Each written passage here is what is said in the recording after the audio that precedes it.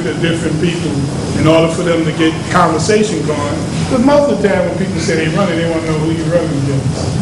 And certainly if they're saying I'm retiring, they was able to get people's attention. But lo and behold, one thing I found out about the political thing, you can't take people for granted, and you have to call and ask people for their support. Early on, I had the privilege of reaching out to our esteemed mayor in the city of Newark, had a personal conversation with him, and I felt good because he said no way, no form of fashion, as well as we work together, that he would be supporting anyone other than me. So it's my honor to bring to you for his remarks, the Honorable Mayor of Newark.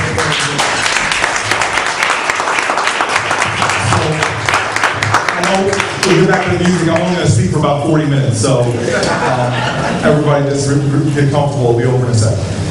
Look, this has been a very tough year. And I think 2010 was the most difficult professional year I've had, and I think our city's seen in a long time. And it's during the toughest times that you know who your friends are.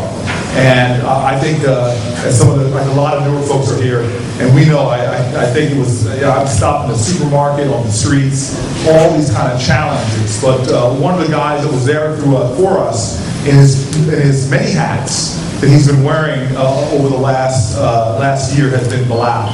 And so we have a long history together. You need to know that he was one of the first guys really to wrap his arms around me when I was just a young pup in the political world, and has been like I don't want to say a father figure because he's not that old enough, but an older brother and a mentor in many ways. He's part of a team of elders in our community that really did look to young leadership and not turn their back, but help us and promote us. So there's a long history with Bilal, but please understand this last year he has been just a steadfast ally in getting the tough things done. So on the Freeholder board, he was there for us when we had to balance our city's budget and do the very difficult things. It was almost as if I didn't have to even worry about him standing in our corner. And then he just said something he sort of glossed over about shared services. Newark and Irvington are not going to get through the next 5 years unless we find ways of coming together.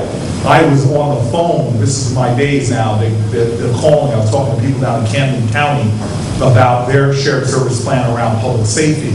And it really is a foreshadowing of what Newark is going to have to do and some bold ways that we can actually make Irvington safer and Newark safer. Because we see these invisible political lines, but we really are one family. And I'm going to out you because I know you're an Irvington leader, but everybody knows your roots and your home and your heart and your love. It's like Newark, right? I'm getting him in trouble.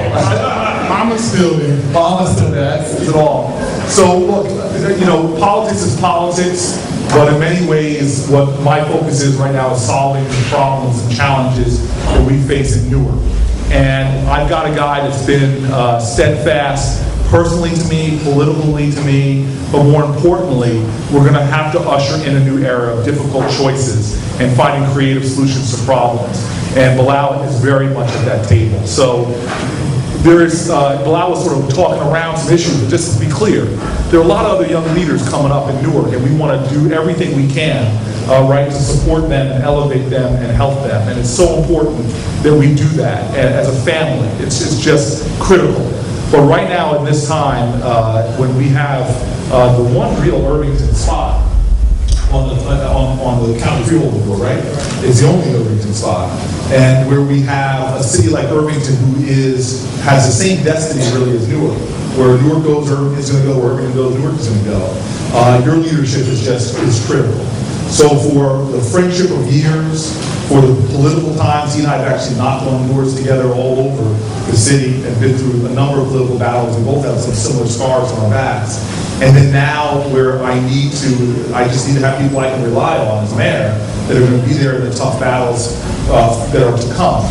That's why I proudly stand by the man that I'm standing by right now. And even more than this, y'all, we've got to, and I hate to editorialize like this, we've got to find a way to create a tighter family in Newark that's going to help us endure. The reason why I'm late tonight is because I was in a library board meeting with that great public institution had a murder tonight in Great Central Ward. Councilman Darren Street was here. We took another murder tonight in the Central Ward up on Rose Street. I was sitting with the business tonight as well, trying to get jobs to our city. The only way we're going to be successful in meeting these various challenges that I've just even seen tonight is if we find ways to pull together and realize that we are really one family here. And if we spend all of our energy and time fighting each other, we're going to get nowhere. But if we find ways to put our egos aside, our politics aside, and just come together to get the job done, we're going to get the job done. There's a big enough pie for everybody to eat. And if we actually work together, we can create a bigger pie and even more opportunity. Now, these you might think are my wisdom, but it's not. These are some of the earliest conversations that Bilal, from his point of wisdom, was telling me 10, 15 years ago, and helping me understand the importance of not being a combative, unnecessarily demeaning, always trying to affirm people's dignity, and even people that are adversaries today recognize that you're going to need each other tomorrow. And so it's that kind of spirit that I've gotten from Bilal. You will never see Bilal Beasley. You will never see Bilal Beasley being mean-spirited. You will never see Bilal Beasley talking down to anybody. You will never see Bilal Beasley engaging in the kind of petty politics that's so punishing our people. This is the kind of character and spirit that we need right now. And I hope that we don't just support him and elevate him, but I hope we try to emulate him as well. So we're going to find a way forward, not just electorally, but we're going to find a way forward to bring our community together more, to show every person that wants to get to political office that if we work together, there'll be a lot of opportunities. But most importantly, it's about, ultimately, which Bilal says, it's about serving people. And so that's what we have to do. The worst economy in a generation, the toughest times we are facing, from education to public safety to jobs. We so desperately need each other, and we're not unified enough as a community.